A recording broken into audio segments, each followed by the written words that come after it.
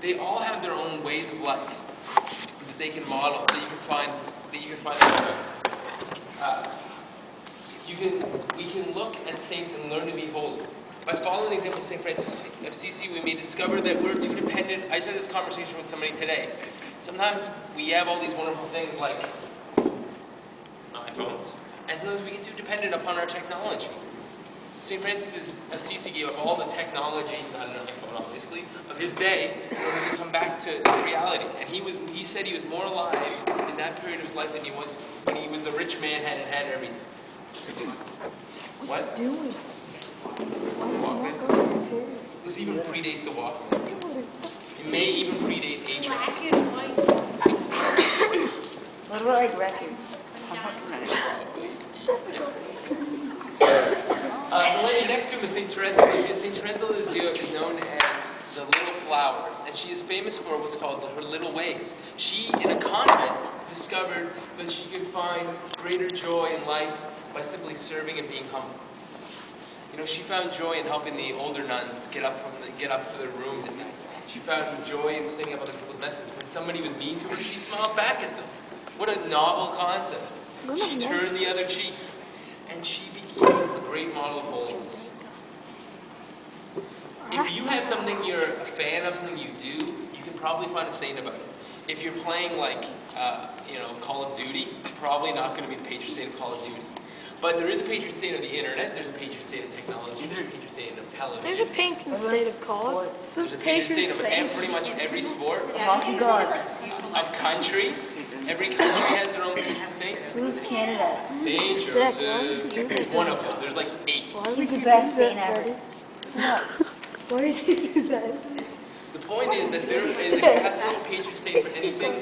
I encourage you to check Catholic.org. You can go to the saint section and you can look through. You can pick a patron saint. And I actually really hope that tonight, that as I'm talking about some of these patron saints, that there's 3 things I really want you to get out of this talk. One, that saints are more alive now and are able to do more after death than they could in life. 2, that saints are awesome and cool. And 3, that you go home and pick a saint. Whatever you do, whether that's music, whether that's sports, whether you like reading, movies, whatever it is, there's a patron saint for it. Go home, find your patron saint, and then start praying, asking them to intercede for you.